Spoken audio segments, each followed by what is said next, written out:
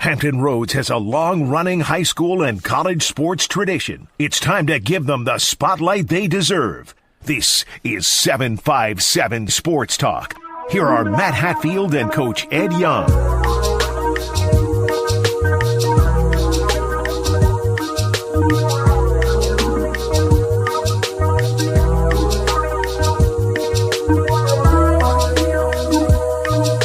Good Saturday morning, everyone. Welcome to another installment of 757 Sports Talk, powered by Cobra Sports TV. I am Matthew Hatfield, the other guy chewing on some type of probably cashew or candy bar or health food is my colleague, the coach, Edward V, as in victory. Vincent Young, as he wears his Smithfield Packers colors. By the way, I hear your boys' soccer team is killing it over there. It has nothing to do with you, by the way. Nothing to do with you. On its way for a title. Okay. If I'm not mistaken, they're ranked third, been at 2. Big win over Western Branch, overtime 3-2. Okay. Kid by the name of Brody Doolin. Write that down. Gets the winning, what turned out to be the winning kick. Also had a couple assists. And now if we get him a couple assists on the basketball court down the road, that's a whole nother story. Oh, are you dropping a scoop? Are you recruiting him to the hardwood? Is that what you're trying to do? Got some NIL deals going with his agent, which is his dad, and that's his dad wants stuff for himself. I said, can we talk about the kid first? You need to schmooze the mom, not the dad. Probably what I really need to do. Yeah. Going with the dad is like impossible. Good morning, Woody. And by the way, Woody chimed in with the text this morning. Hit me up. We're going to talk we'll talk a little baseball, Woody. He's telling me how great Cox is. We're going to get Matt Ittner on the show, not just because Matt Ittner has an awesome first name, which goes without saying, and Cox is always in the mix for a state title hunt in baseball. But we're going to talk a little softball today. Got some baseball guests coming up down the road, down the way. And I got to shout out multi-sport kids. I love the multi-sport kids. I see you hit not one, but 2 homers this week. My man, Aiden McKeating of Princess Anne. You know Aiden. That's Heather McKeating of the Tides. His son, by the way, played some hardwood, was that glue guy, the hard hat, do the dirty work guy for them in the paint for PA. Hit 2 homers this week. I think he's going to GW, by the way, in baseball. We'll probably get him and Coach Mark Joe on the program. Good morning, Isabella. Oh, we love the ladies chiming in too. But we're going to talk some softball with Coach Mark Rutherford of the Deep Creek softball team. 14-1. They've won 10 in a row, Ed. They beat Hickory, Ocean Lakes, Great Bridges. That's like 3 of the top 5 teams in the area in a week, at least 3 of the top 10 teams. And they've scored double figures runs 6 times this year. And I understand talking with Coach Rutherford yesterday, he's got some Longwood roots. And he was chatting up with one of our good buddies and pals from way back in the past, Shane Smith of Hickory, who obviously has done a great job softball. He used to be the boys basketball coach over there. So we'll chat it up with Coach Rutherford coming up at about 10:35 this morning on the program. So looking forward to that. Should be lots of fun. And by the way, I was going to tease this for later in the show since we're talking softball. You know what the best kept 41-0 secret is in Virginia? 41-0, you say, how's that a secret? But it's the best kept secret. Might be best kept secret in the country. What's that? Softball 40-0. No, who? Oh, if you don't know people out there don't know by now, wake up. Virginia Wesleyan women's softball. They've been killing it. We got 41-0. We had their coach on here once in the past. We got to get him back. Brandon Elliott. Yes, we will get Brandon Elliott, who not only has over 700 career wins and 3 national titles at Virginia Wesleyan. He's pushed that Dave Macedo guy to the side. We love Dave, by the way. Dave's a great coach. But, Dave's only got only one national championship. Oh, my gosh, only one. Brandon's got 3. But what Brandon does that I love most, if you follow his social media pages, his Facebook, is he does something called Ice Cream Every Day. Every day, but he just kind of slurs it together every day. And he goes to a bunch of different ice cream locations around the area and rates the ice cream. We need to do that with him for a weekend and see if he'll let us travel to 5 or 6 and do it for the show. That'd be pretty cool. When we get him on, hopefully after his 4th national title, because they're in the ODAC tournament, which I think wraps up next week. Then they got super regionals. And if they go wire to wire undefeated, he wins his 4th national championship. I mean, what else has this guy got to do? He is destined for the Virginia Sports Hall of Fame, if not other Hall of Fames, because of what he has done over there at Wesleyan soon to be Baton University. By the way, he could get the last national championship in Virginia Wesleyan history. How about that little nugget? It's true under that name. Yes, it's true. Yeah. That's definitely true. I mean, for those that haven't heard, by the way, they're changing the name of the school this summer. So if people wonder what the heck we're talking about, if you go back and watch past shows or do your research, your homework, look it up. That's what we mean in reference into that. But you in favor of that ice cream every day thing? Would you go do that with Brandon, Coach Elliott? I don't know about ice cream. I kind of would. I already know what I want. It's chocolate chip, the original, clear, not mint chocolate chip, not cookies and dough or whatever that crap cookie is. dough. No, although it costs $1 bajillion at the movies, by the way, which I will get to in a few minutes, by the way, because I took in a movie last weekend, and I have a mini review for you in a bit. But go ahead. I got a mini review on the movie I attended. Oh, I wonder if it's the same movie that I attended. But continue on with this one. Oh, I didn't attend that one? No way. Okay. All right. No way possible you were in this movie. If you say so, but you probably did something about the Amazon Ducks or somebody or some movie. The Amazon Ducks? Is that what you said? Whatever cartoon movie called the Anaheim Mighty Ducks. What you're thinking of? And that was not a bad movie. My man Emilio Estevez, right? I didn't see it, so that's what it was. Yeah. But I will say this before I get edged out. Any Michael Jackson fan, you got to go see Michael. Oh, that's where I was going. I thought the movie stunk to high heaven. This is why I will go to heaven when I die, because I'm in hell. First of all, I was the only one of, how do I put this? I was the only one of my kind in the movie. The place was packed. And by the way, the fans, the audience loved it. They loved it. And I'm not going to knock Jafar Jackson, the nephew of the late, great Michael Jackson, because I thought he did a really good job. But some of the parts of the movie, and then kind of where it dips off, and that we just leave everything in the dark, by the way. We don't even bring at all anything. I thought I understand that where it's a biopic and we're not going to dwell on it, but are you kidding me? Are you kidding me? Is the audience that naive? I just thought, it didn't really, I'm sorry. It was subpar to me. Subpar. This is why I said true Michael fans have to go, because we understand they swept controversy away. Mm-hmm. And I'll be honest with you. I loved the movie, but I wasn't overly excited because of one main thing. My girl Janet had nothing to do with it. Oh, that's another one. Janet wasn't in the movie. Not in the movie. Wasn't mentioned. How is she not mentioned? Thank you. Right. This is why I'm not going to go in depth. If you're a Michael fan because of his music. Well, we don't want to be a spoiler to the movie too. Another thing, yeah. That's what you go see. And I thought they were too harsh on Joe, by the way. Joe has obviously had his history. Joe Jackson's crazy. I know that. Yes, he is. He's a nut job. I thought they dwelled on that a little too much. Just a little too much.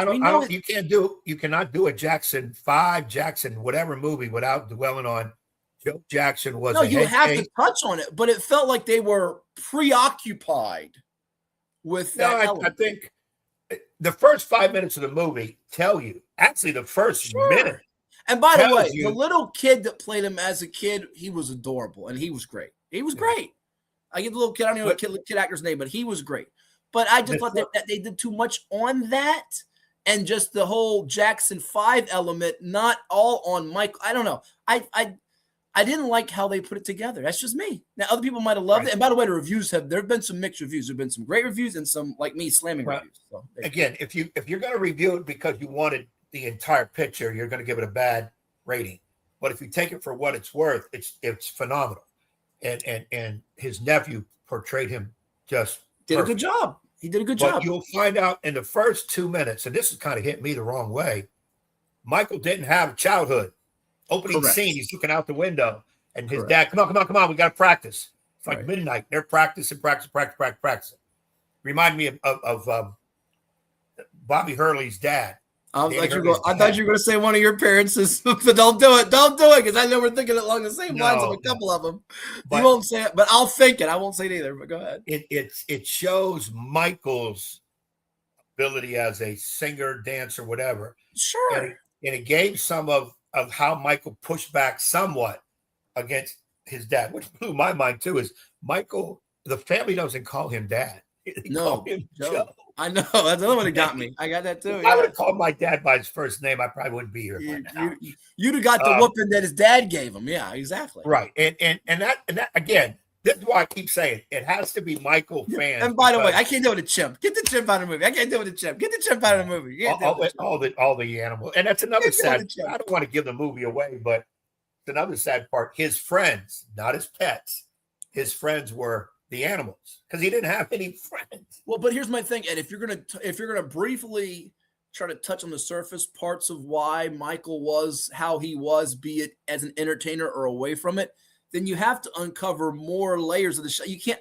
Again, that was just me. I didn't like how they constructed it. You might have loved it. You might have loved it. But again, and by the way, we saw what he said, one of the greatest entertainers of all time. Nobody's gonna argue that. We did leave off. And it's really my fault. My pops watched the discussion last week. You know, he's a big music lover, DJ Hat. And I thought about this, and I don't know why to bring it up on the show. We're talking about all the different, the list of the Billboard top 10. Obviously, Elvis and the Beatles and the Rolling Stones. You know who was we didn't bring it up at all. It was a bad job by both of us, honestly. Frank Sinatra. How was he left off the list? The chairman of the board. How was he on the top 10, top 15, top 20 musical entertainers of all time list? And you were upset about Mariah Carey and Taylor Swift. They got to have Sinatra up there for crying out loud. Yeah, Frank's top 10. But I'm saying right now, musical wise, music, dance, Michael, period. I don't have a problem with Michael in the top 10, or even if you want to put him in the top 5. I don't put him 1. You may, but that's fine. I don't have a problem with that.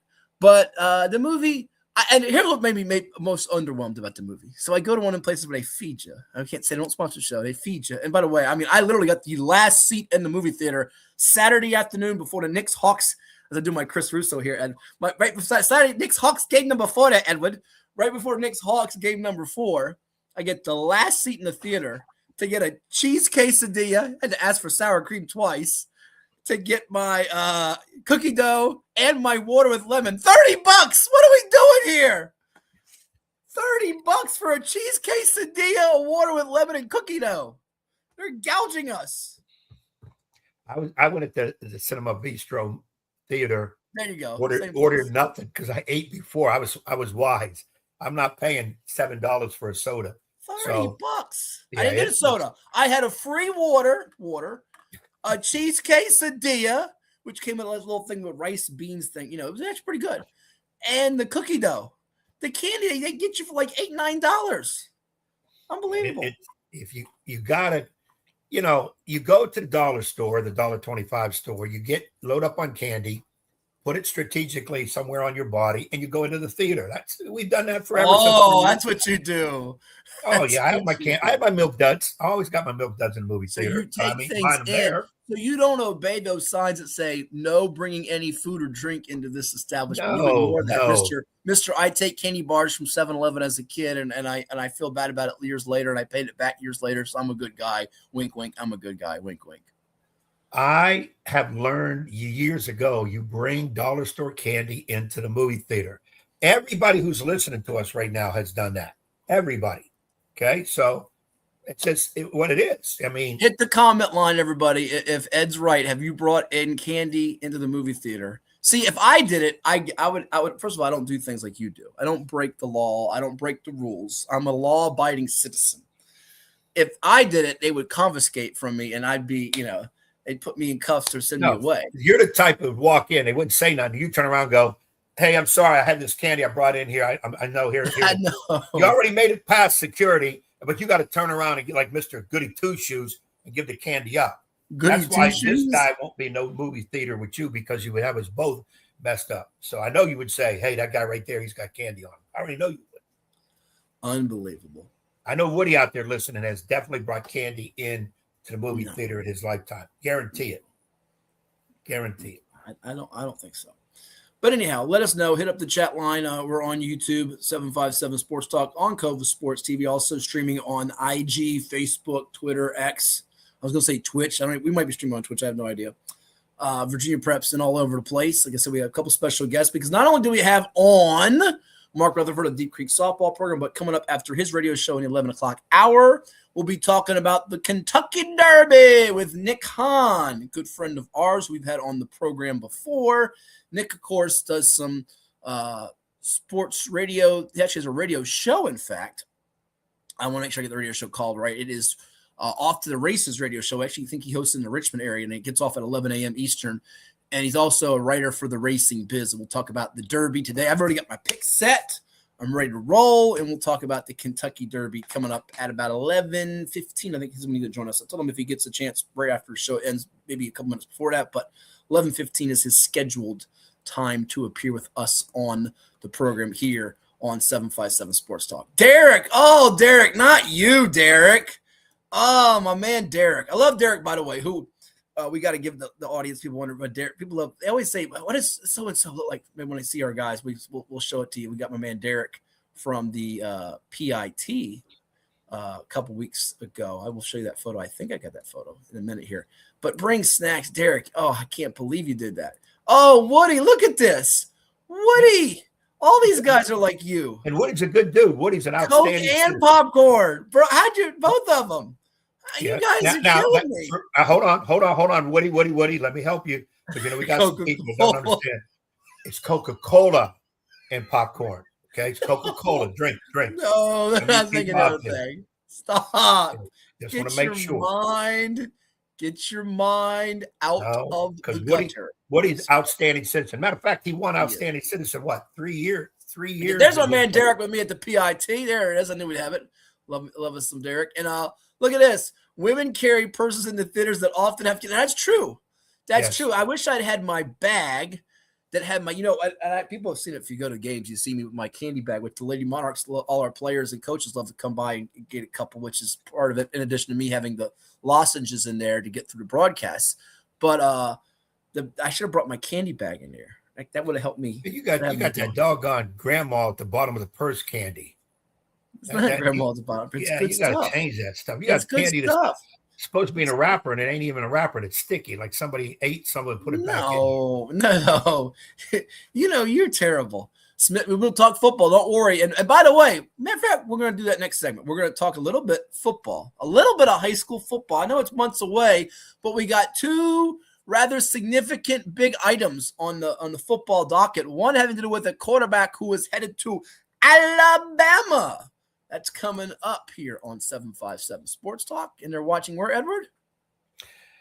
It's the place everybody needs to be. Cova Sports TV. You got to like it, share it, subscribe. What is more?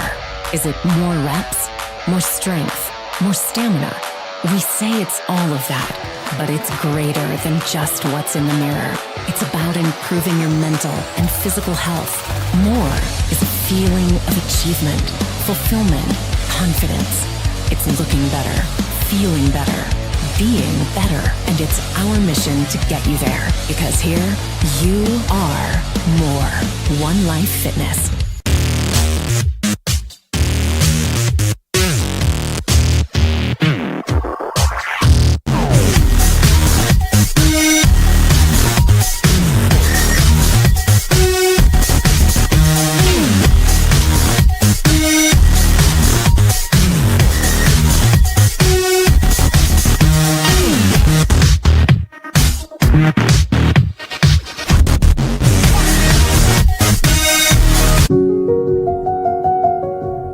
As a banker at Town Bank, we believe that people bank with people, not with banks. You're looking for an actual personal relationship, and that's what you get at our bank. You get that person that gets to know you, gets to know your business, is there for you. I think that is what motivates us, what drives us, and the idea that we are trying to serve others and enrich lives, I think is very true.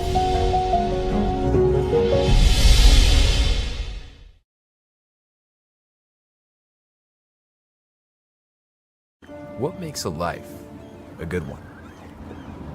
Is it our adventures? Or the friends we find along the way? Is it the challenges we conquer together? Maybe it's the people's lives we touch every single day. So, what makes a life a good one? You'll have to figure that one out for yourself.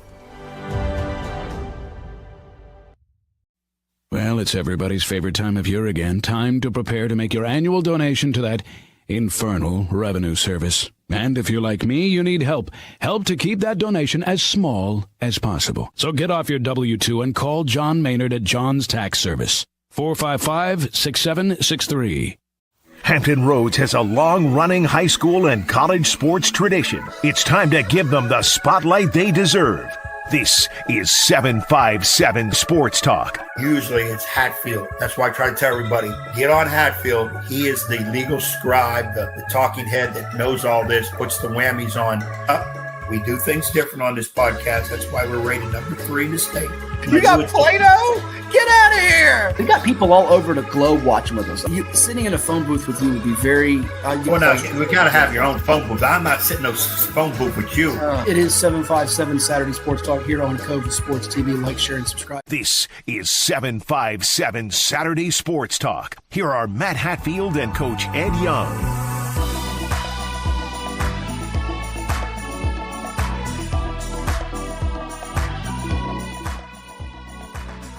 And we teased it before we went to break back here on 757 Sports Talk on Cove Sports TV. Like, share, and always subscribe with Coach Ed Young. I am Matthew Hatfield.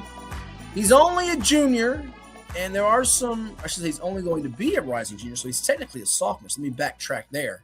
We have at least maybe 10 or more, could be 11 or 12 players from around the Commonwealth in the class of 2027. That's current juniors, soon to be seniors in football that have committed to colleges. Names like Derek Fisher of Bethel, who's going to Virginia, and Hampton lineman Gene Jones Jr., who's going to UVA, Lonnie Andrews III, a quarterback from Oscar Smith headed to UVA, Marika Spanks, the quarterback once from Phoebus, now Green Run, going to Old Dominion. We talked about last week, Matt Williams of Maury, the versatile athlete, wide receiver, quarterback, going to be a defensive back in the SEC for the Vanderbilt Commodores, Ed. But there is a sophomore, soon-to-be junior quarterback with a big arm. I mean, this kid looks like he's already 18, 19 years old. He's put together, rocket arm, and he's going to play at Alabama. Charles Scott Jr., quarterback from the Huguenot Falcons, if you recall last year from the 804 Region 4B, lost the region championship to eventual state champion Verina, and he's headed to Alabama. The Crimson Tide, roll Tide. I don't give a bleep about nothing but the Tide, as our man Willie likes to say. Last quarterback to go to Bama, Ed, from VA was, you should get this. You should get this. This is very easy. You should get this. We've had him on the show before. He was coaching not too long ago. Philip Sims. That's right. Former PA coach, Oscar Smith, record-setting quarterback.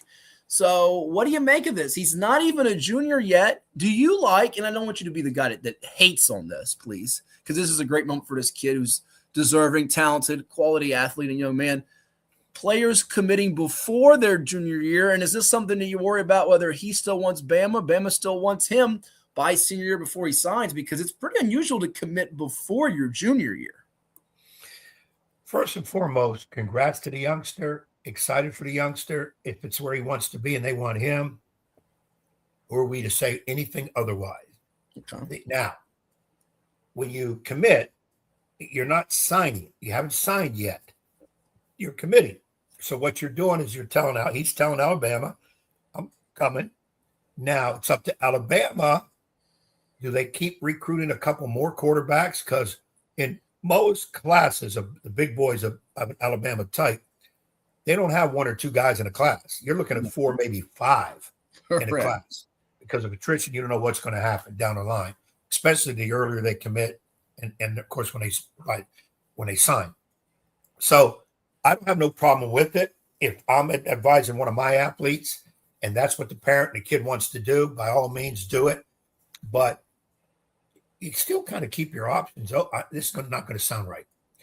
You still keep your options open because sometimes we're laser focused on Alabama. They want me. I'm going. And you don't look at anybody else. Right. And maybe somebody else is a better fit for what you have. Skill set, whatever. Plus, you got to remember those big boys, the SEC, the Big Tens, they love your coming there, but you're not the only one they're bringing in. It's competition. Smaller schools, they can't over recruit. So they're going to bring in maybe a couple. And it's still competition, but you're only going maybe against one other, possibly two other people. You're not going against 4 or 5. So again, I'll say this. I'm happy for the youngster. I hope it works out. It'll be tremendous. And Bama's getting a good one. And I hope Bama sticks to their side of the story by not going crazy and trying to sign a bunch of other quarterbacks. Okay, so there you have it. That's one item on the football front in VA, closer to the 757. As you know, the Beach District has had a closed schedule for many, many years in football, several years. As the occasional, if they get the permission, the principals sign off on it for them to play an out-of-district game. Well, the team that's been the king of the Beach District fell to Indian River in the region championship last year. They've had a few elimination losses at the hands of reigning 3-time state champ Moore in the state semifinals, the Green Run Stallions. Brandon Williams' team, well, they're going to be in a spotlight matchup in September. It's a Saturday game in September. It's a 3:00 game on the road against the Huff Huskies. You say, who are they, Matt? Who are they, Matt? They are the number 39 ranked team nationally by one poll. They were the 8A, Class 8A, 8 classifications, state champions, undefeated last year in North Carolina, recognized as the number 2 ranked team across any classification in North Carolina, big-time quarterback in Ethan Royal. He's a 3 or 4 star. We mentioned Maricus Banks, who came in from Phoebus. He's highly regarded, and we'll see what happens in this matchup. I think it's great for Green Run. I'm ecstatic that they're getting this opportunity in September. They dropped PA on the schedule, who, by the way, has picked up a game with Norfolk Academy. So we get that neat little public versus private matchup that we had last year with Steve Moniger's Bulldogs when they played Granby. They'll play PA. I would like to see 2 things, though. I'd like to see this be a universal across the board for the entire district. Everybody gets one out-of-district game, and be it whatever caliber that they're viewed as. It doesn't have to be a powerhouse like this. It could be some of the teams that have been near the bottom of the standings getting a team that's of a lower classification to help them make the playoffs and make it a more competitive game. And then secondly, this is going to make people mad, even if they get their brains beat out, which I didn't say is going to happen, but even if they do, look how it served teams from the 757 last year. Maury lost an out-of-state game and won. North Carolina team, and they beat them.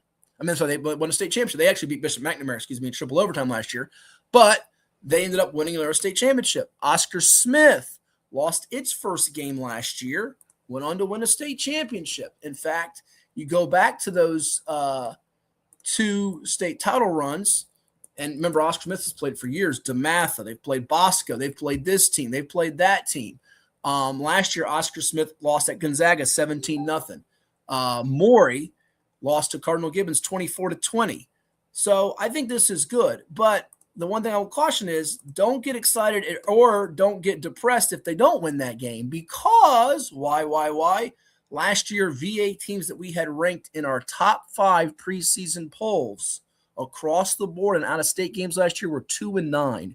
And the only wins were Maury in triple overtime, who we just mentioned, and Kings Fork winning an out-of-state game thanks to a kickoff return in the 3rd or 4th quarter late over Wise of Maryland.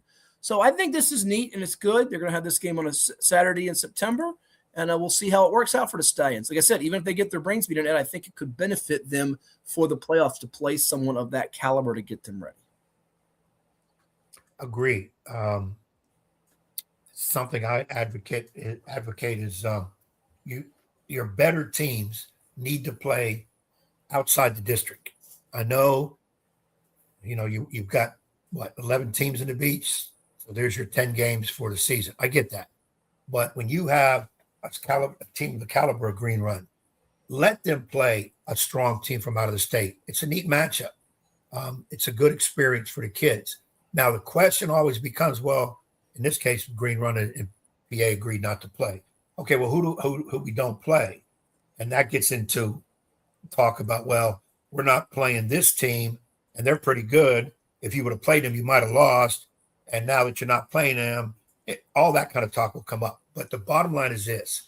I don't like districts, leagues, where you're so closed in you can't do it. Bay Rivers, I advocated Bay Rivers basketball.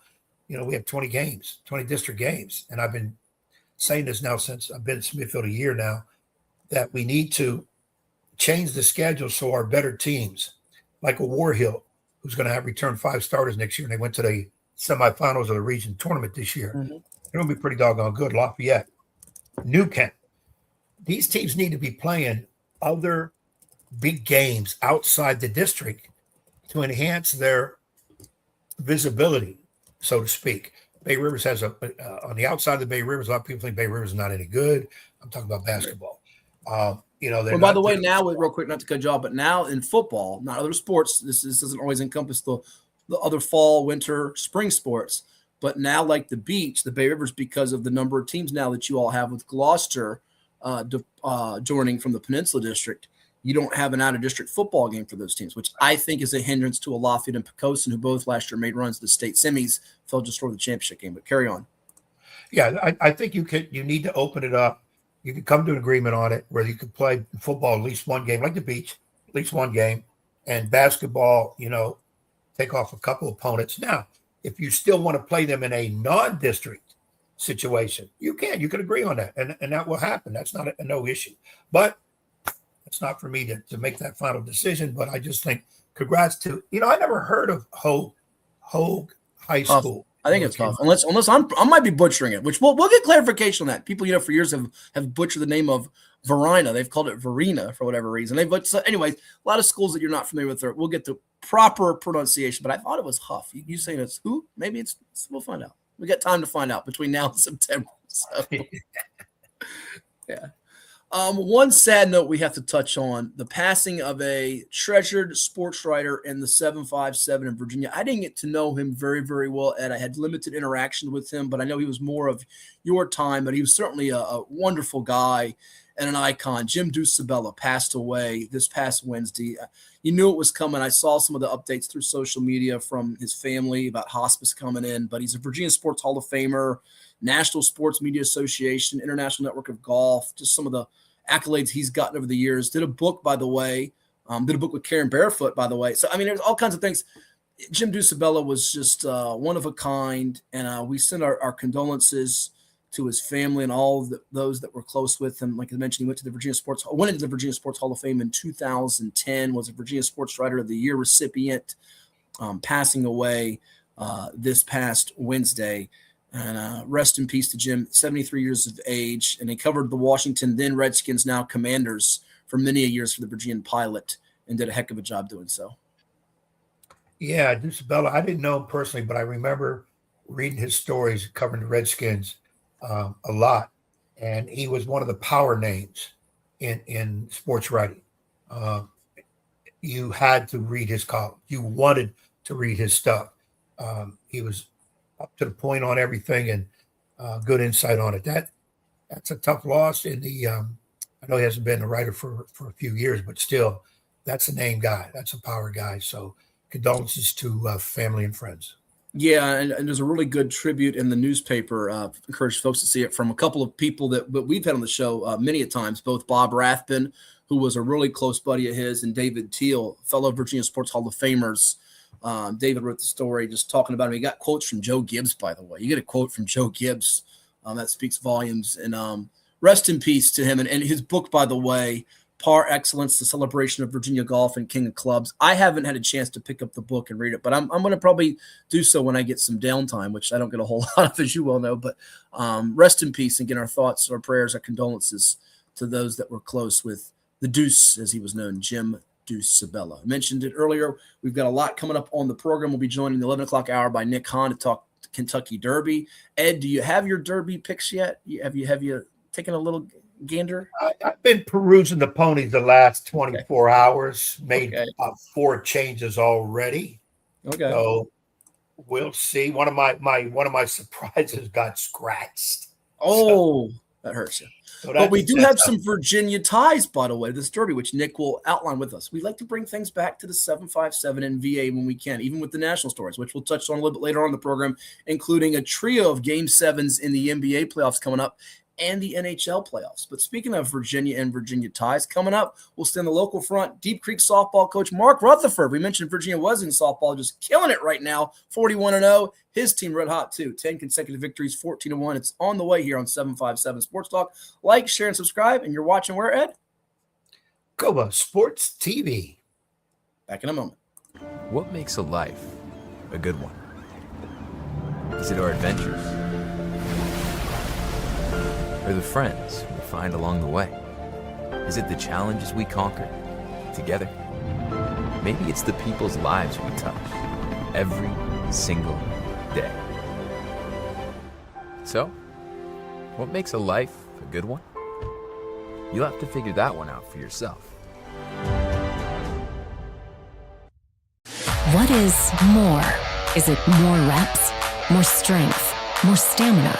We say it's all of that, but it's greater than just what's in the mirror. It's about improving your mental and physical health. More is a feeling of achievement, fulfillment, confidence. It's looking better, feeling better, being better, and it's our mission to get you there. Because here, you are more. One Life Fitness.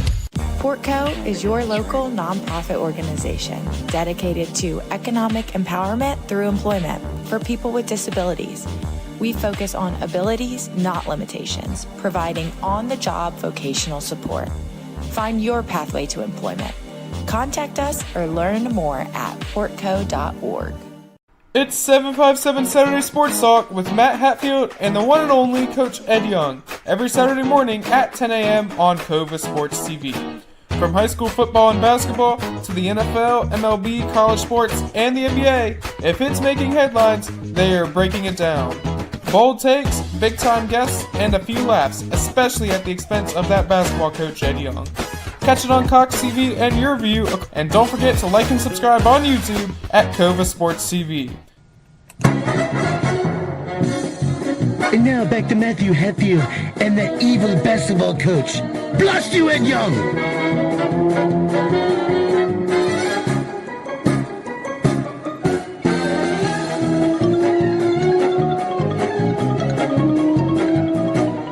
And we welcome you back to 757 Sports Talk, powered by Cova Sports TV. Like, share, and subscribe. With the coach Ed Young, I am Matthew Hatfield, and Ed, we have a special guest with us. He is the head softball coach in Chesapeake at Deep Creek High School, home of the Hornets, 14-1. They're rolling right now, 10 consecutive victories. They've beaten some fellow ranked top 10 teams this week, like Hickory 2-1, Great Bridge 4-3, Ocean Lake 6-4. Here to tell us about his squad and his journey and hopeful playoff run is Coach Mark Rutherford. Coach, thanks for stopping by. How's life treating you?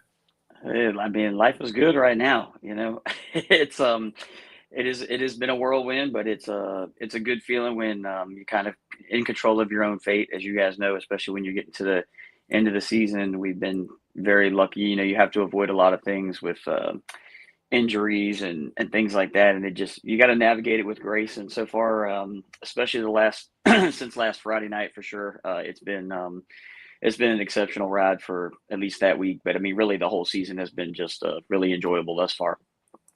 So awesome. We want to get into your players and their performance here and what's ahead in that rugged Southeastern District. But I was mentioning to Ed earlier in the program, we had a chance to chat briefly on the phone on Friday. You've got some ties to Longwood. You've been coaching at this thing for quite a while now. Tell the audience that are unfamiliar with Mark Rutherford your journey to getting to Deep Creek and your background from playing college days and leading it up to now.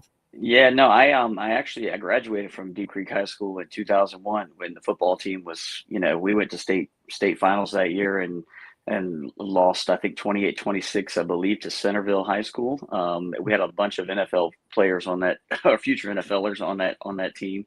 And I was just a music guy. I teach choir during the daytime at my alma mater at Deep Creek High School, and I went to Longwood as an undergrad, got my music degree, and came back and started teaching it at my former middle school at Deep Creek Middle. And then there was a gentleman there.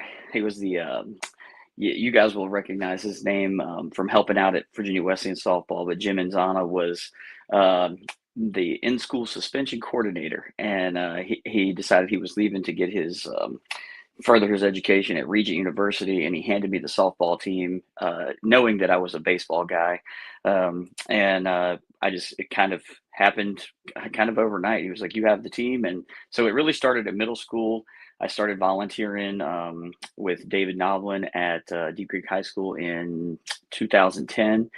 And then in 2015, I was named the head coach there after he stepped away, but I learned a lot from Dave. I learned a lot from Jim. I still take a lot from both of those guys, as a bunch of other folks around here. I know, like right before the break, you guys have mentioned Coach Elliott out at Wesleyan, but Coach Parr has a good program at CNU, and there's some other. And the ODAC is really, really tough too. If you're talking Division III softball in the country, I think it's very similar to how I feel in the 5A region and in the Southeastern District, especially. Softball has just blown up since I've been a coach, and it's only gotten harder, to maintain success.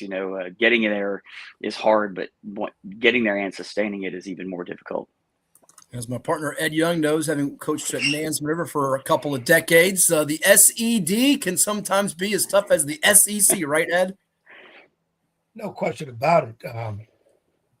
You always hear about softball in the SED, but Mark, what I wanted to get right off the bat with you that came across my head when you say how softball is getting tougher. What is the role of the travel teams? Of course, basketball, we call it AAU. Yeah. It seems like travel teams help the high schools more so than the other way around, which sometimes happens in basketball. How does that work in softball? I think it's a it's a case by case scenario. I think I did dabble in the travel world for a while, and it was really successful. I coached against some really, really great people there. And then, when you get that travel experience, those kids, I mean, it is like that year round conditioning part, sometimes, your job as coach is just to try to make sure, like, there's preferences and absolutes. I tell this to the kids all the time. There's a preference of how you might want to stand, like a stance or going to like a swing thing, but there's absolutes that have to happen in order for you to be successful. Your eyes got to be down. You got to see what you're doing. We have to be able to catch and throw, play defense and things like that. But I think, you got to navigate it with grace, because sometimes these kids can get really, really tired. They can get burnt out, and that's the last thing you want to do, especially, a kid still has to be a kid at some point too. I think, especially like these kids, we have prom coming up and graduation and things like that, and they don't get those things back. And so I think you just got to communicate a lot with your players and the staff. And, I've been really fortunate this year. My kids over communicate a lot of times. And that makes life a lot easier on my end. Well, and see, that was my next question going to lead into, and you mentioned it, prom, graduation, which always somehow hits the good spring sports teams that are moving on. Now, I ain't got to worry about that in basketball because, we're playing in the winter. There's no prom and there's no graduation. Yes, sir. How, you have kids that miss a prom, or they'll go to a prom, maybe miss a game, or can we go to graduation in our uniforms so we can hurry up and get back? How do you handle all that? I can remember the first year that I took over the program in 2015, we actually made it to the last four, and we went to graduation the morning of at Deep Creek High School. And as soon as we got off the bus, coming back from graduation, we boarded another bus to go and start our trek to Liberty to play in the state semifinals. We ended up one run short, but it was a trip to Liberty and a trip back overnight. It was busy. Again, you try to work it out. I know there's been scenarios where, certain seniors on certain teams from other parts of the state might have received their diploma walking on the softball field with the principal instead of on the stage with the rest of their classmates. And that's hard. It's cool because you're celebrating their achievements and all that stuff. But it is, with prom, ours is, fortunately, it's on a Saturday this year. So, and that the Friday before, we do not have a game. I try to find that out early in the season. With our schedule, we get, I think, 13 or 14 games scheduled, and then you have to go and solicit the rest of your competition for the year, trying to fill out your schedule, whether it be 20, 21, 22 games, so that you can have your quality wins at the end, but you can also have played competition, but also build in a rest day here or a rest day there. We're in a good spot right now, and I'm really, really thankful for that. Chatting with Mark Rutherford. He is the head softball coach of the Deep Creek Hornets. Our guest here on 757 Sports Talk on Cova Sports TV. Like, share, and subscribe. 10 in a row for them, 14-1 on the season. Let's dive in on it, Coach. Who are the standout players? Any with some aspirations for the next level? I imagine so, be it ones that are pitching or hitting for you. Tell us how this team's gotten to 14-1. What you like most about them? Honestly, I mean, this is probably the deepest that the team has been since I've been here, and that's saying a lot. I've had some really talented athletes, in the time span that I've been at Deep Creek. I think we're at 19 or 20 students who have moved on to play collegiately someplace, and I think definitely we have some aspirations of some more. I would say probably one of our biggest offensive threats right now is our catcher. She's a junior. Her name is Izzy Schallenbarger, but she kind of helps command the staff a little bit. She's just I think as a freshman 2 years ago, she was voted best teammate, and that carries a lot of weight, especially when it's when the other fellow athletes are nominating you as a freshman as the best teammate. We have some hungry kids that are freshmen and sophomores that are doing great, but a lot of it is it's leadership. Senior leadership is good this year. I think honestly, it's not a 9 or a 10 for me this year. It's really 1 through 13 who can hurt you, just depending on the situation. Lily Barham and Lara Frey have been stellar in the circle. I think their combined ERA is something like 1.5 something. Lily's been absolutely dynamite. She pitched really great against Hickory on Tuesday. We tried to run it back on Thursday against Great Bridge, and all was good, but the legs started to get a little bit tired after 3 games on that. So it was Friday Ocean Lakes, Tuesday Hickory, then Thursday Great Bridge. And again, you're trying to navigate it with rest day. So practice on the days off in between is light. Let's go mental. Let's figure out what's going to help us tomorrow. And we're kind of in that same boat again this week, running the very end of this gauntlet, which includes Grassfield and Western Branch, are both extremely talented teams. Finley Brandt has been a really great addition to our team as a freshman this year. She's the lone freshman on varsity, but she's handling her business.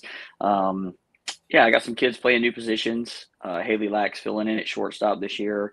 Aylin Sims is filling in at first base for seniors who had recently graduated. And offensively, we've been running a lot. I have 2 lefties that are really quick at the top of the lineup. One of those is Lily Barham, but the other one is Hannah Lydell, and their on-base percentage is really good. If we get either of those kids on base, things will be happening really, really soon. Absolutely, Ed. Mark, you're 14-1. Hate to bring it up, but who was the one that got you? Oh man, look, it was Nansman Suffolk Academy, and they run a good program over there. There were some things that it's my first time going there, so time and then stuff on 58. I'm just going to call it the perfect storm that hit us. We were not prepared for what we arrived to when we got there, and I'm pretty sure if I go back and look at it, I'm almost positive every single kid made a boo-boo that day that they didn't really need to make. And we felt that. We wear it. And, when things are good, you're the hero. And when things are bad, you got to wear that too. You got to take some accountability. I'll be honest, it was a nice wake-up call. And it kind of like it'll motivate you to get better overnight when something like that happens. You get humbled real quick. Well, I brought it up because you said you learn from it. Sometimes we will learn more from losses than we do wins. That is absolute truth.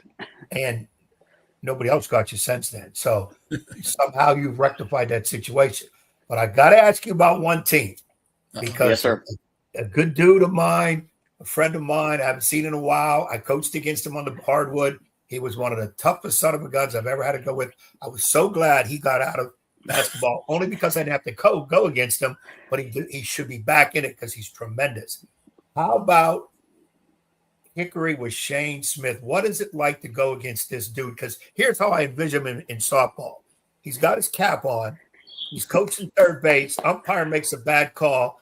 He flips the cap around and he's right in his face, pointing at his, boom, boom, boom. That's my Shane Smith idea in softball. But tell us about Shane. Yeah, I've never seen the hat backwards on the softball field. I can say that. I think that he definitely he has a commitment to excellence. There is a standard that comes along with whatever sport Shane is coaching. He's a good friend of mine. We conversate weekly, just about things. And anybody in our top five South, 5A South region is extremely gifted at coaching. I would give that same nod to Kirk Clayton over at Great Bridge. I'd give the same thing to my friend at Kellum, and the same thing even to oh my God, Mr. Pollock over at Ocean Lakes, who I saw recently. Those programs are run extremely well. Expectations are set high, but I think with Shane, him and I have been friends since middle school. We both coach middle school as well as high school, so we kind of have we have an understanding of what's coming to us. In Chesapeake, we get to coach middle school in the fall time, but then as eighth graders, those kids leave us, and then we don't see them again. Almost for 14 months, because they leave us in November, and then there's a full year that goes by, and then they don't join us until like February, the end of February, for tryouts for high school as freshmen. And so what happens in that 14 months, sometimes depending upon where you are organizationally on the weekends, or if you're running a high school off season thing, you don't see a lot of those kids. I definitely encourage the multi-sport athlete for sure. But when they find something they like and they're good at it, it's hard. Shane has gotten me every single time in middle school. The only time I beat Hickory Middle School was there was this was a long, long time ago, and I'm not going to remember who was there. But Coach McClendon, that was him. He was there, and we won that game. Very similar to how we won the game the other night against Hickory. It was a 2-1 ball game, and then in high school, Shane has gotten me every single time until this past week is the first time that I've ever been a part of a high school softball team that has been victorious at Hickory. So, yeah, I got to chase a new unicorn now. Well, that was a landmark win, a signature moment for you and your program there, Coach. And as you look at the Southeastern District, we were chatting about the other day. I think it's 6 or 7. I could be wrong. Schools, 6, 7, 6 or 7 schools that have won or been in the championship game from the Southeastern District in Class 5 or 5A or AAA since like 2006 or 2008. Whether it be Hickory, Great Bridge, Nance, whatever list of schools you go on about it. But give me kind of the outlook in 5A where you are, and what will it take for Deep Creek to be making noise into June and having a chance at this whole thing? Well, and you just touched on it. Anybody can beat anybody. I think if you're not, I think top 8 from our region get to go to playoffs. But our top, I would even say this: our top 8, you could surprise. Last year, our team is very similar to how it is now. We were 14-8, but we could have very well been 18-2. We lost 4 games with less than 5 outs to go in the game. So, and that would have been 2 losses, 1 to Western Branch, 2 to Ocean Lakes, 1 to Kellum. Those are all 4 on that list of games that were really, really close last year. They feel they're playoff atmosphere games before you ever make it to playoffs. 5A wise, and right now, you're running a gauntlet just to get out of your region to be a state qualifier. It's going to take a lot from the team. They love the fact that people are paying attention to them now, but we talked about yesterday how this can be a blessing and a curse at the same time, because you want your recognition, but I like the underdog role. It's easier to play villain than it is to be, to use it as a reference point. What Coach Elliott's done at Wesleyan, and that we have that locally for us to kind of look at. How do they maintain that? And so what are they doing that we can emulate to make us be similar? I feel like that is one of the, we have very good examples of that around here. But yeah, going through Kellum, Hickory, Great Bridge, Ocean Lakes, there's some extremely talented people in our 5A class. And then you still can't count out some of the and I don't want to even say they're lesser teams because I don't believe that. If you haven't seen them, you're not one to judge. And so the rest of our 5A class, it's all those schools at the beach that are extremely gifted. But then, in the meantime, I just have to deal with Western Branch and Grassfield this week, which are your 6A state qualifiers for the last few years. It's the Grassfield game is fun because those are right down the street from us. There's some friendly rivalries there. It's been that way for a really, really long time, especially when Grassfield was built, there was a big chunk of those kids that started that school were Deep Creek Hornets for the first 2 or 3 years of high school before they moved on. So that'll be a fun one. And then Western Branch will be the second time that we see Coach Wright and company this year, but it'll be a good week. Yeah, those 4, 5, 6, 7, and 8 seeds, Ed, in that region are no cupcakes at all in the Southeast District. So I said, like the SEC, you go from Alabama and Georgia and Florida. Oh, by the way, you still got to deal with Arkansas, Missouri, and Tennessee, all these different teams. But we wish you all the best. It was a pleasure talking with you. We look forward to catching up with you down the road, and hopefully all the best to you and your young ladies on this quest for a championship. Enjoy the rest of your weekend, and we'll talk soon. Hey man, thank you guys for having me so much. I really appreciate what you guys do. In getting the invitation, I went back and watched a couple podcasts. I was like, this is awesome. So appreciate the opportunity to talk about the kids and their season. And you guys enjoy the rest of your weekend. Appreciate the phone call. Thank you so much. Hey Mark, tell Shane I said my regards and tell him to lighten up. Okay? Oh yeah, absolutely. He's not going to do that. You know that guy too well. Well, you know what? If his team's throwing a no-hitter or something, but break the unwritten rules of softball/baseball. Get him fired up a little bit. But he needs no help getting fired up. Trust me. No, just tell him. Mark, just tell him to come heckle Ed at a Smithfield basketball game next year. I'll give him some free food or something. He would probably actually drive to do that. So he's a character. He is definitely a character. I do miss him on the sidelines. I don't miss going against him. But he made you work. But he's a son of a gun. But give him my regards. And if you're not prepared, you will get embarrassed wholeheartedly when you arrive. Absolutely. So as you should, it's we go to war a lot, and it's the good kind though. It's coaching against him is one of the things I look forward to most every year. Just because I know it's a test, and it's a test for my players, and it's this time. They handled it, and it was literally 1 through 13, and I can't be more proud of them right now. Well, my final thought: tell the umpire like I used to tell the official. He walked by me, I said, "Hey, you gonna let that coach down there keep cussing you out like that?" What?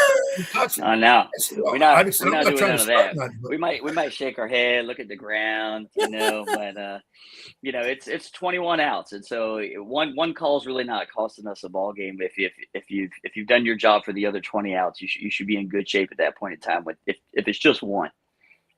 Well, a great job by you and your young ladies. Keep it going, and we'll talk again soon. Appreciate you guys. Y'all have a great one now. Good luck, Mark. Yep, Coach Mark Rutherford of the Deep Creek softball team. What a job he and his squad are doing at 14-1, 10 straight wins. Great having him on the program. We've got more coming your way. Don't go anywhere. It's 757 Sports Talk, including Derby chatter with Nick Hahn around the corner and more on the playoffs. It's all on the way. It's 757 Sports Talk. And again, right after this break, you'll get more of us. So stay tuned. Did you know that the minimum limits in Virginia are $30,000? $30,000 is a lot of money on an individual basis.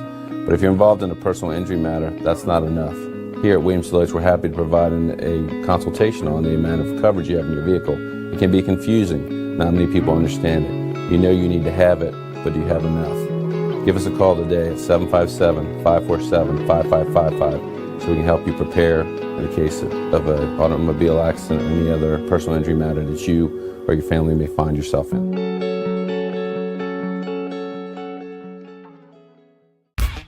For any athlete, making it to the top sometimes comes with a few steps back. That's why there's CHKD Sports Medicine. Advanced diagnostics, treatment, and rehabilitation for sports injuries, just for young athletes like yours.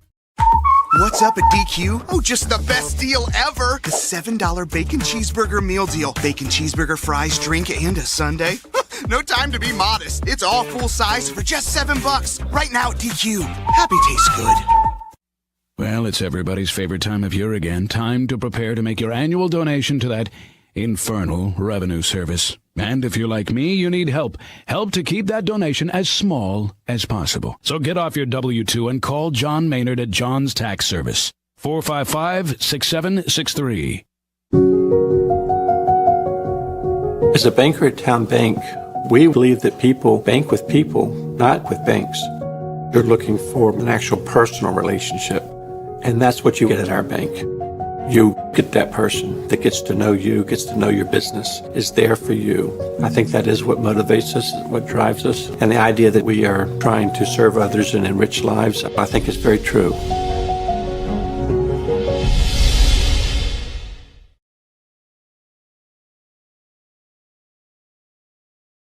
What makes a life a good one? Is it our adventures?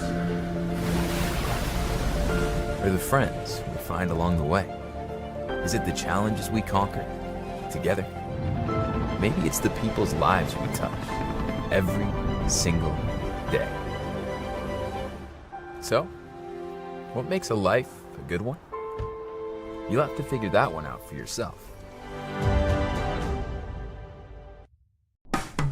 After more than 50 years of innovation, AstroTurf still leads the way. The inventor of artificial turf does it all, right here in the USA. We engineer, test, manufacture, and install the world's most innovative fibers and turf technologies, with over 30,000 tracks and fields worldwide. AstroTurf, powered by Sport Group. Hampton Roads has a long-running high school and college sports tradition. It's time to give them the spotlight they deserve. This is 757 Sports Talk. Here are Matt Hatfield and Coach Ed Young.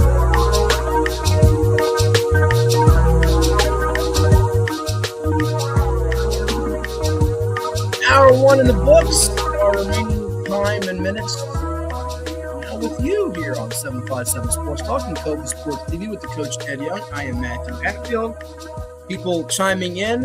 William Huff. See, I had it right all along. You were trying to get me all flustered and have it pronounced wrong. Thank you, Football 2026 P3W out there. And guess who else is chiming in? Our buddy Super E. We'll be looking for Coach Ed later tonight in the Hampton Coliseum Media Hospitality Room. Oh, the Iverson Classic. I know he's been over there for that. So he's going to look for you there. You going to be there? No, I will not be there. Did not get any media credentials. So, they denied you or you didn't apply? Well, I applied last year, got denied, so I didn't apply this year. They did. Wait. They denied you last year? Yeah, I didn't go. How can they deny you? You're undeniable. You are totally. I won't be there. It's a great, looks like it'd be a fantastic game and all. It's some super, super talent. But wow. Since I didn't apply this year, I've got something else on the agenda to do. So I'll miss it. So E will have to go for first team all hospitality room. Okay. Well, we now have a special guest who is about to join us. We mentioned it earlier in the program. We've had him on the radio side of things before. He and Daryl Wood are our go-tos when it comes to talking horses, talking Kentucky Derby, talking anything horse racing. And he actually, by the way, we also used to mention his son Jake. We got to broadcast him when he was at Albemarle in a state playoff game. There went to have a really good college career, but he is with the Racing Biz and the Off to the Races radio show, and he'll tell us all that you can find out about horse racing and all the ins and outs of it. His work and content we now have on the program with us, Nick Hahn on 757 Sports Talk. Nick, you out there? Yes, here in Charlottesville at the moment. Couldn't make the Louisville trip this year, but looking forward to the Preakness run at Laurel this year. Don't drive to Pimlico if you're looking to go, because there's no racetrack there at the moment. But we'll make the Preakness, but really excited about the Derby today. In case you haven't heard, I don't know if you've reported this, the Puma has scratched this morning. So the field is down to 19 horses.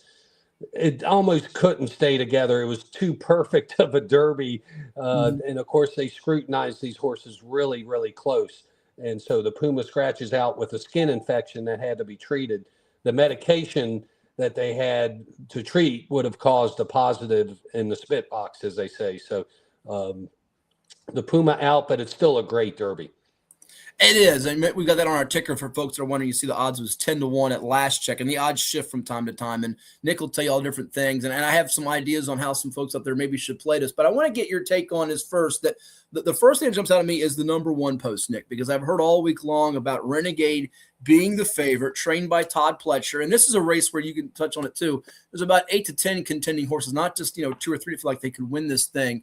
But from that post, I don't think a horse has won the Derby in like 40 years from that post. What's your feeling? Does that make you leery of looking at Renegade to win it? Does it draw more intrigue to you that you have perhaps the favorite in this, if it does go off as the favorite by post time? What's your take on that with Renegade in the one post? And did it all alter your thinking going in? Boy, it altered it about 10 different times, I think. Okay. When you look at Renegade, so imagine like the AFC and NFC championship game, and these horses are going, these teams are going to the Super Bowl. One team barely wins with a field goal, and on the other side, team wins by 4 touchdowns. That's kind of what Renegade has done. It kind of makes you think that this horse is a standout, had an impressive win in a big race in the Arkansas Derby by 4 lengths, and then he draws the one post. Well, post position is important. I'm sure it's the one post position you really don't want to have in the Kentucky Derby. A lot of people kind of say it's a death sentence for the horse. It really isn't. Last year, Citizen Bull kind of boxed his way, almost like a rebound in basketball coming out of the gate. He moved sharply right, found room, and could have run any race that he wanted to. I've heard a lot of discussion. They've changed the starting gate. They've kind of changed the way the race starts. And he's really kind of like Mike Rapoli sort of said it. He's kind of starting like from the 3 or 4 post. There's just nobody to his inside. And that can kind of be a good thing. A lot of times in the Derby, you get squeezed at the post because there's a horse on the inside and a horse on the outside. Well, Renegade is, and Irad Ortiz, who I'll talk about in a minute, he's going to jump. He's going to want to jump to the open space. It's going to make him want to jump inside even more because there's open room there. As long as he can sort of keep them straight, he's not going to get bumped from the inside. He's kind of a late runner anyway. As long as he can kind of find that 2 or 3 path going up the stretch, he'll be able to settle. So I think it's not as big as it used to be. Jose Ortiz, or Irad Ortiz, I should say, he had a choice between, now this is before the draw, he had a choice between Commandment, Further Ado, and Renegade. He chose Renegade. So that kind of tips off at least a jockey who won 3 races yesterday and has won an ESPY, is the leading rider in America, among the Eclipse Award and everything else. He chose Renegade. So post position is not as important, I think, as people make it. It's really kind of one of the last things to maybe consider when you're going through the PPs of this field. Before Ed jumps in here, because I'm sure he's got some questions for you on the trainers, the jockeys, different things with this race here, Nick, you bring up Commandment because the only real critique or knock has been that 2 of the greatest jockeys, Ortiz, you just mentioned, and Pratt, who's a pretty shrewd rider, did not get on Commandment because it's been great. Florida Derby, that race there with Puma and Wallaby and the Fountain of Youth. What's your feel on that? Is Commandment like the most likely pick for folks if they're not going Renegade here, or do you think there's another horse that stands out? And is that all a factor with the jockeys not taking it right away? It's kind of hard to figure. Commandment has a couple of things. He's not an impressive winner. He just seems to do enough to win. Mm-hmm. He's kind of a lazy horse in the morning, doesn't impress you in the morning workouts, is well acknowledged, doesn't have like great works. He's not impressive when he races. He just is like the Energizer Bunny. He just 12. He just keeps knocking off the quarters.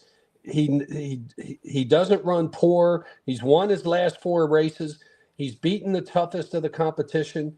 He's basically beaten all this competition that's in the field outside of Renegade. So he's just not kind of exotic. But if you're steady, and if you don't mind that, he's got 2 triple-digit buyers. Brad Cox is, aiming to get his first Derby as, over the wire, as they say, because he has a Derby, but it wasn't. It was. He didn't finish first in the race. There was a DQ, but. Commandment. I have him second in my selections. I'm not going to drop him. He's not flashy, and that's kind of the knock about him. He's one of the 3 that are 5-1 currently in the wagering.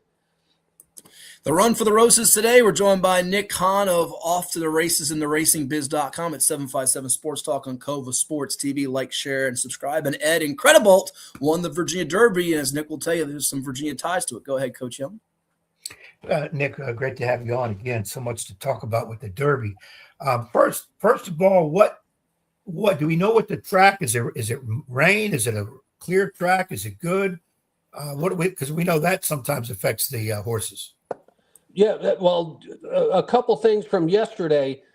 You did not want to be on the rail, and you wanted to be a bit of a closer. If there was any sort of bias or favoritism, that's where I would put it. It was kind of clear. Obviously, you want to save ground on the turn. You saw that in the Kentucky Oaks yesterday with Always a Runner, the great ride that Jose Ortiz gave him in that race. Saved ground on the turn, tipped out at the top of the stretch, and was on the outside with the win, beating a horse that was on the inside of him. We kind of saw that over and over today. We got a weather report from Caitlin Free, who is now Caitlin Benson. She hosts the Signal at Colonial Downs, and she reported that it's a little chilly out there. It's overcast, but there's no rain in the forecast. They could maybe speed up the track a little bit, maybe they're just a little bit, but I don't think they're really going to do a whole lot with it. I think they liked the way it was running yesterday. The jockeys liked a little bit of a deeper surface. And that's what they've been reporting basically all week. So the rain that they had on Wednesday, as they call it, out in Louisville, was perfect. And I don't think the track surface will have, be a factor. It certainly shouldn't change all that much from yesterday. Now, also, when I was looking over the amount of horses in here, it seems to be a lot. Of course, we've had some scratches since the original announcement. I'm not nowhere near even close to being the expert that you are. Seems to be a lot of long shots in here. Does that help a race like this? Does it hurt it? Do they kind of get in the way? Camouflage the eventual winner? How does that look? Too many long shots. That makes it fun. That makes it fun. You got 20. It's the only race in North America with 20 horses in it. Usually the most is 14. We've had long shots win. We had a horse come off the AE list and Rich Strike back in 2022. And I think he was the second highest paying horse to win the Kentucky Derby. It's probably more with pace and those are kind of more of the factors that kind of determine. It's the first time that they're going 1.25 miles.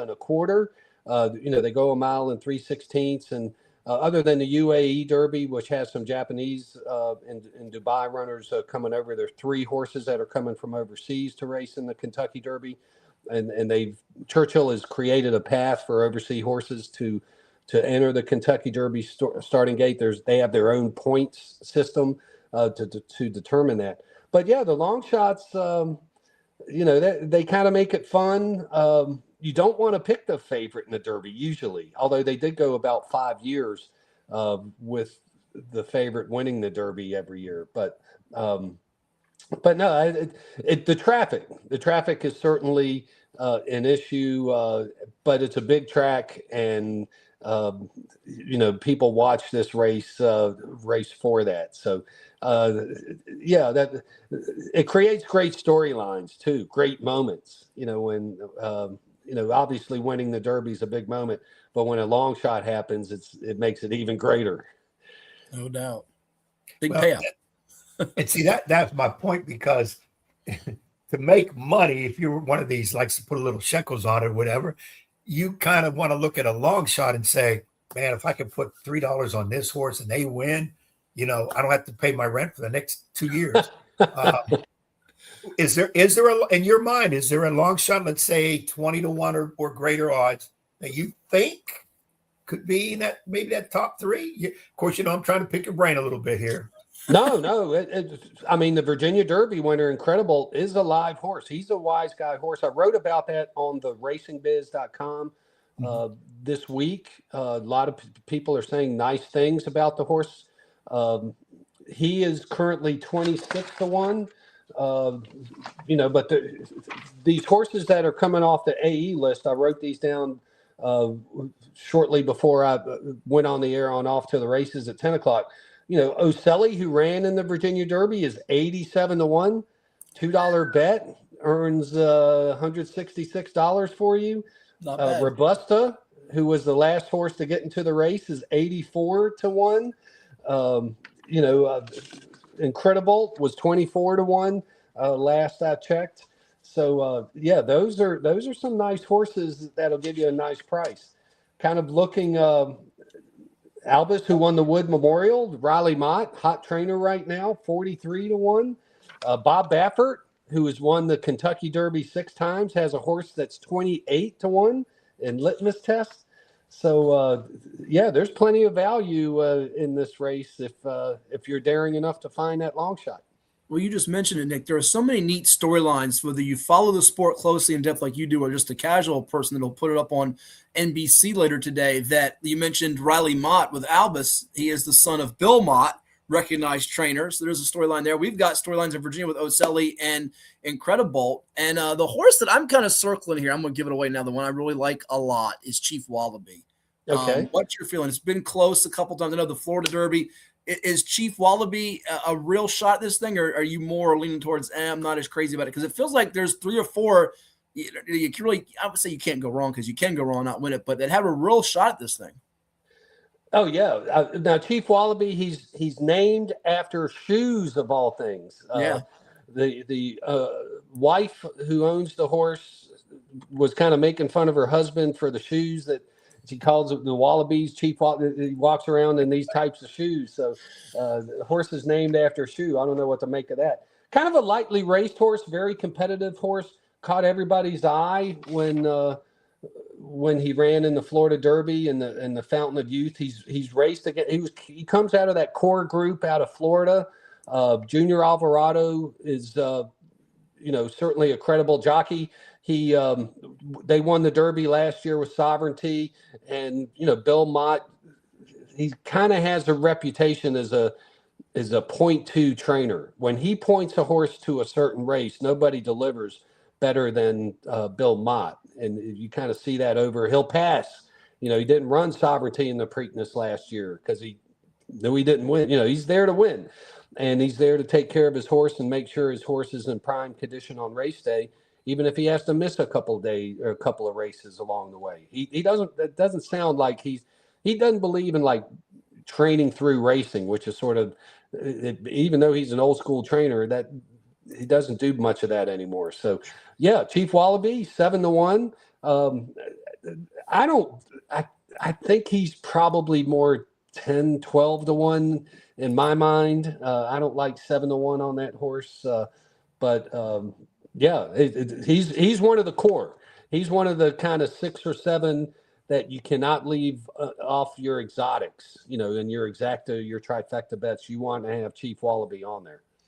Yeah, and it's interesting here, Nick, that you could have a back-to-back potential winner in training this. I think it's only happened, 6 times maybe in Derby history that a trainer's won back-to-back Kentucky Derbies. That would be a neat little storyline if that happens. And last one for me, I'll let Ed finish up with you. What's your take on, you mentioned it a little bit earlier, the foreign horses? They're getting better. It feels like they're closing the gap to an extent, potentially the Japanese horses. I know Wonder Dean, the 10, is one of the trendy choices as well. Do you think we're going to see that day come sooner than later where a foreign horse ends up pulling this off? I know they're trying. They're trying harder and harder. And by the way, Bill Mott trained this horse, Cigar, who's up here on my wall. Oh, yeah, I love it. Good picture, He's never far from my mind. But the foreign horses, I just have to see it happen first. Okay. I just want to see it. It's a little bit like that with Renegade too. That one post, you know, you kind of want to see it. You can't pick them all, so you kind of have to strike through some of the horses. I was about to say it's like in sports. We got to see someone come back from 3-0 to do it. Oh, the Red Sox did it to the Yankees. Sorry, Ed, but I'm like basketball or hockey until it happens. You don't believe it's going to happen, right? But it could happen, correct? Yeah, it absolutely could happen. A horse like Wonderdine, like in Japan, they race the other way around. You know, in America, we go to the top of the stretch and turn left. Well, in Japan, they go to the top of the stretch and turn right. You know, he's going to be, you know, hopefully he doesn't run backwards today. But, you know, until it happens, in all seriousness, Forever Young came real close last year. Yeah. And he has proven he's probably the best horse on the planet right now. As a 5-year-old, this horse just keeps winning and winning. And and that's what you have with the Derby too.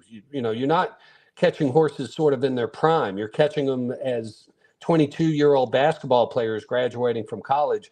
How are you going to do in the NBA or even younger these days in college basketball? So it's an interesting race in that regard. But I don't put a lot of credit on the foreign horses. I just have to see it first. Good deal. Final few minutes here with Nick Hahn of Off to the Races, TheRacingBiz.com. Before he departs, he'll tell us what you can find on his website and all his work as well at 757 Sports Talk with us on Cova Sports TV. Ed? Well, Nick, Matt played his cards with his horse. Tell me about my horse. I'm going to say win, place, or show. I'm going to go for win, but we'll do one of the three. Further Ado. Further Ado is my pick in the Derby. So you're not going to get any argument from me out of Further Ado. This is a horse that's won at Churchill Downs, and Churchill Downs sort of has a unique surface. It's a unique configuration. Actually, the Colonial Downs course is very similar to it. But he's run on many different racetracks. He's won at Keeneland. He has a very impressive wins, too. He's won by 20 lengths and 11 lengths already, won the Bluegrass impressively. He has that gun runner. I like that sire. You know, when you play horses for a while, you pick up on the daddies a little bit. You know, hopefully Jake got a little bit from me on the basketball court. We'll see. But the gun runner is one of my favorite sires. Goes along with Curlin and a couple other ones that I always bet. Johnny Velasquez can deliver. I kind of expected him to be at a little higher price, but he's 6-1, so he's fourth in the wagering right now. But yeah, you can do that, Ed, across the board.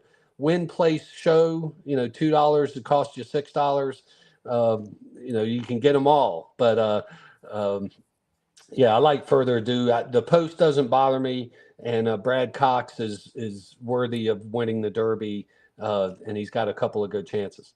See, I don't know if that scares me, Nick, that you have the same pick as Coach Young and he's going to jinx you, or if it's going to mean that Ed's going to get good luck from you because you really know what you're talking about this. But before we let you depart, I'm sure we'll get you on again here, be it Preakness or Belmont.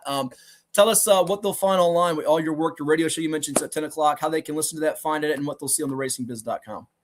TheRacingBiz.com will have extensive coverage of the Preakness. We're based in the Mid-Atlantic, the independent voice of Mid-Atlantic racing.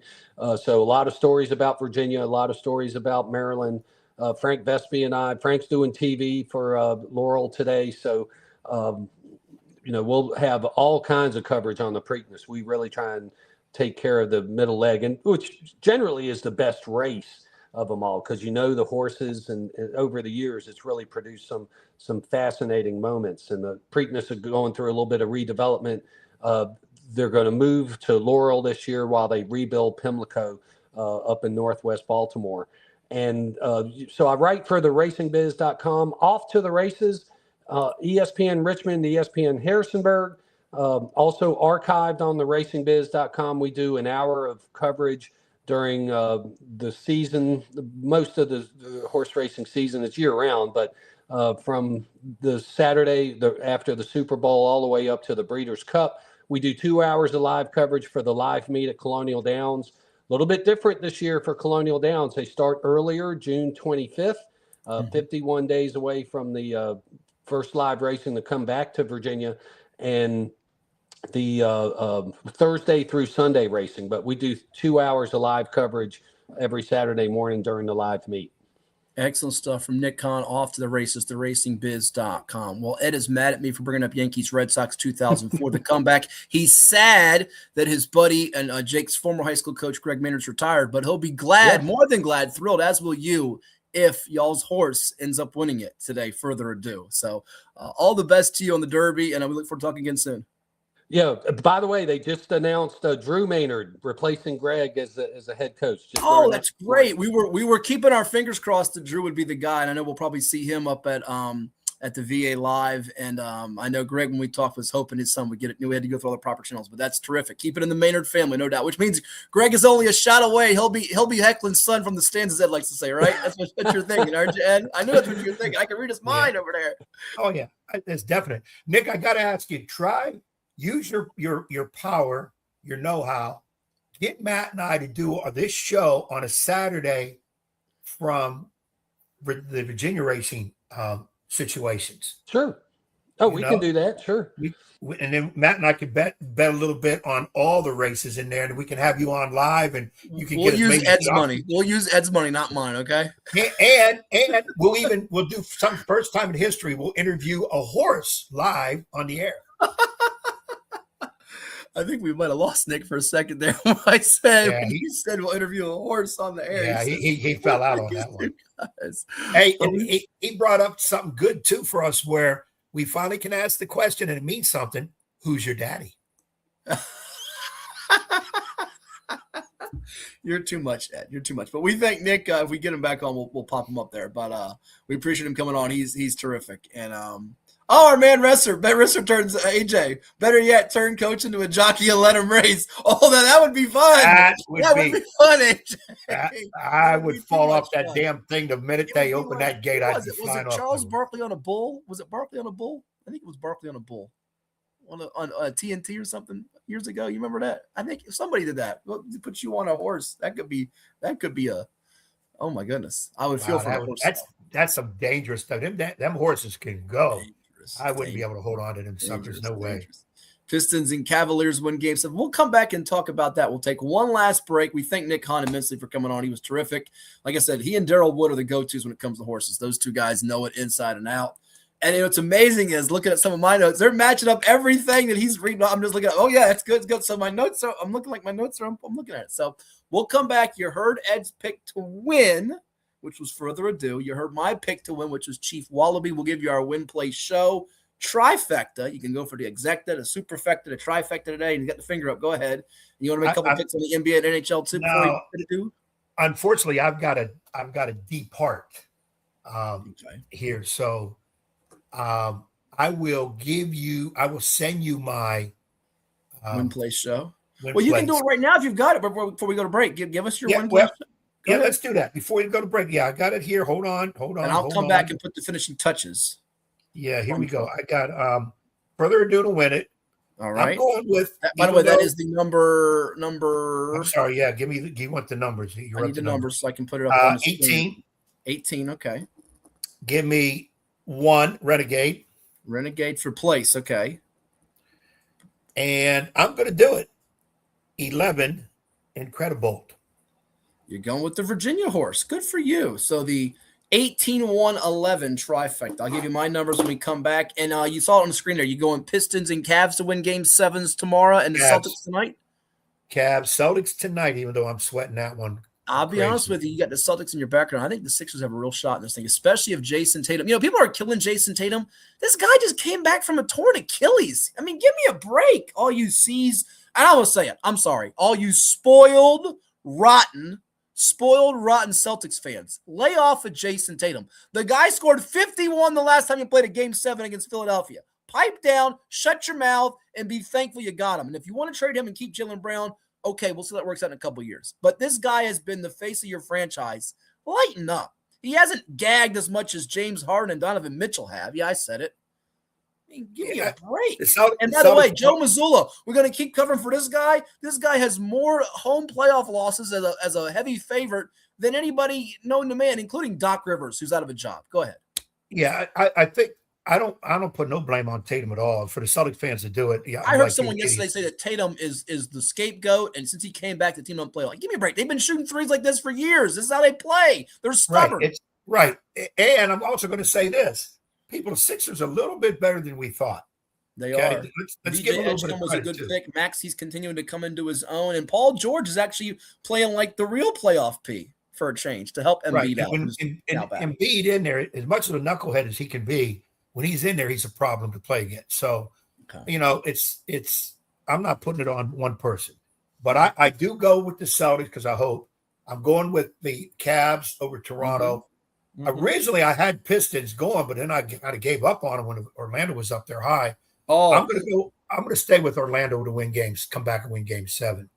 No way, not a chance. Not a chance. Without Franz Wagner, that team, they missed 4,000 shots in a row, up 20. No, I think they're dead. Since I picked the Pistons, I want the Pistons to do it. But plus, I got a little side situation going on where I need my Pistons to do something. I say mine only because I need them to do something. But that's how. What other Game 7 do we have? We have another Game 7 in there somewhere. Those 3 for basketball, and then the hockey coming up to me. You have Flyers Hurricanes tonight, Game 1, Eastern Conference, round number 2.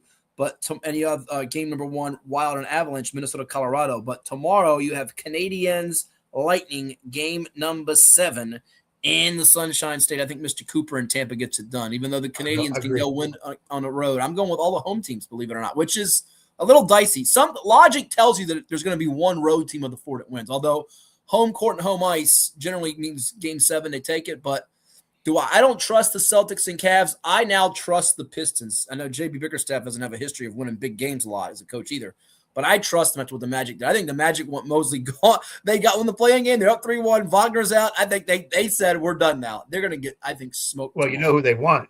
Billy Donovan. Well, he might end up going to the Sunshine State. So, all right, we'll let you depart, Edward. Have a great weekend.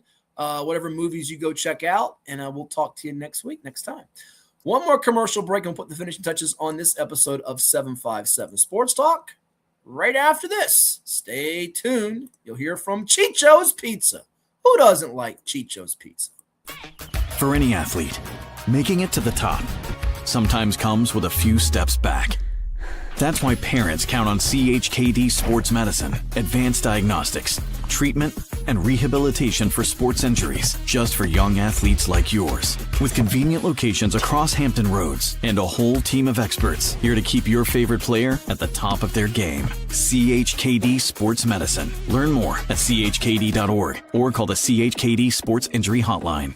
Kova Painting. We don't just paint, we transform spaces. Visit kovapainting.com or call 757-550-7357 and mention the Sportsplex for 10% off of projects over $1,000. What's up at DQ? Oh, just the best deal ever! The $7 Bacon Cheeseburger Meal Deal. Bacon cheeseburger for a limited time, plus fries, drink, and a sundae. Yeah, this is not the time to be modest. It's all full size for just $7. And there's bacon on that burger. The $7 Bacon Cheeseburger Meal Deal. Now, for a limited time on the $7 Meal Deal lineup. Only at DQ. Happy tastes good. What does happiness mean to you? Being in the ocean with you, watching you catch super fun waves.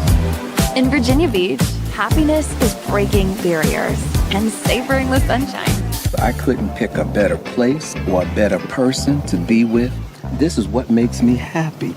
Happiness is going all out. And taking it all in. Here, happiness is whatever you make it. Find yours in Virginia Beach.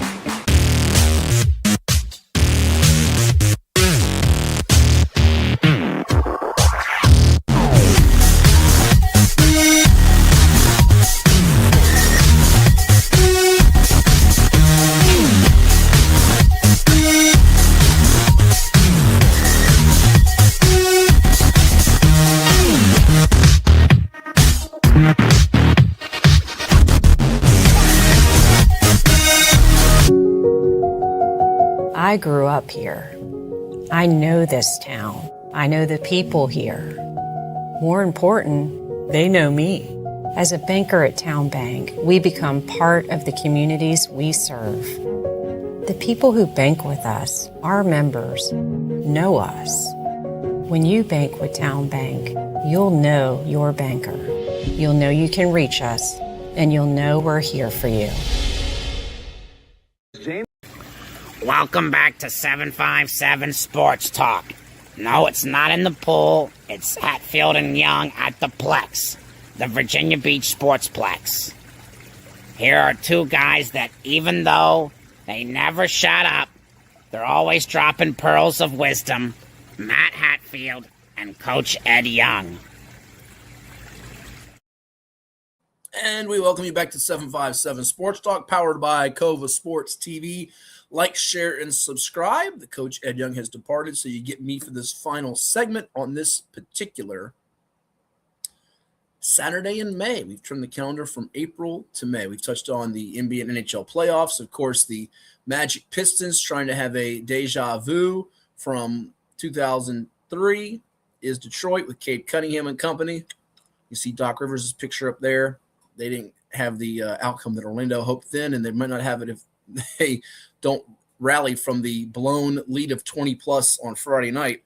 LeBron and the Lakers have moved on to round two. Will take on Oklahoma City. Spurs and Wolves get underway on Monday night.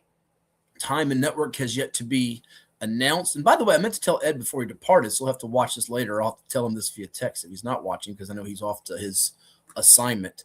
That Chris Monter reached out to me, good friend of ours we've had on the program before. He's based in Minnesota, so we might have to get him on the show next week. He, formerly of the Monitor Draft News, college basketball news. We had him on radio for many, many years as well. Get him on to talk about what's life up there in Minnesota like with the Wild and the Timberwolves in the rounds. Moving on to the basketball and the hockey playoffs. You see the 3-game sevens, Raptors, Cavs, Magic, Pistons, and Sixers, Celtics, which is tonight. Boston tries to get things turned around. Joel Embiid has come to life and come back after Philadelphia got drubbed at home in game number 4. They had the big comeback in game number 5.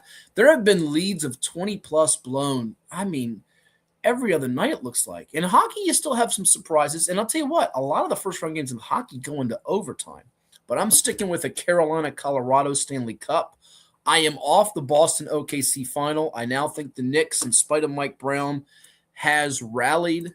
The Knicks have rallied to after that pounding of the Hawks. Did they ever pound the Hawks or what? I think they're going to get to the finals against OKC, so Isaiah Hartenstein would see his old team in New York if that does come to fruition. I think the East is pretty wide open, but Spurs look great, though. If Jalen Williams is not healthy for OKC, by the time the Western Conference Finals roll around, I think that's a problem for OKC, and San Antonio will get there because Victor Wembanyama is such a special player. Just watching him is breathtaking, but that's what I'm looking at there for the NBA and the hockey. Like I said, I like Colorado and I like Carolina. The Hurricanes have been snake bit in the conference finals. A lot of times they just can't, but I think they get a good draw with the Flyers as opposed to the Penguins, and Philadelphia eking it out against Pittsburgh, which was trying to force a game number 7 the other night in that sport. All right, you heard Ed's picks for the Derby, the win play show. He went further ado, the 18-horse Renegade, the favorite from the one post. You heard Nick Hahn talk about that. And Incredibolt, the Virginia Derby winner and a horse with Commonwealth ties. My picks are going to be pretty similar, not identical, but pretty similar. And what I'm going to do for this Derby, I'm going to go, as I mentioned, with Chief Wallaby to win it. Chief Wallaby is currently sitting in the number 12 hole. At last check, 8-1. Might have shot up to 10-1, 12-1. I think Nick might have mentioned 12-1, but I'm going to go with Chief Wallaby in the 12 hole to win it. I'm going to go with not Renegade to place. I'm going to go with different than I'm going to go with Renegade in the show, third. And then my second pick is going to be Commandment, the number 6 horse. So I'm going to go with 12, 6, 1. And if you want the super duper effect of the 4th horse, I will go with their choice of Further Ado, the 18. So 12, 6, 1, 18. Remember those numbers, folks. 12, 6, 1, 18. You can box them super effective. I really think if you play Commandment and Chief Wallaby to win and go with Renegade and Thunderbolt and you go with Further Ado with a couple of the exactas and underneath boxes, you got a good shot to do something. So that's what I'm looking at for this particular derby. It's Thunderbolt. I meant incredible. Jeez. That's going to do it. We thank you all for tuning in. For the coach Ed Young and our guests, which included Mark Rutherford, softball coach at Deep Creek, and Nick Hahn from The Racing Biz. I'm Matthew Hatfield, and we'll talk to you next time right here on 757 Sports Talk and COVA Sports TV. Have a great weekend, everyone, and we'll talk to you again after the Derby.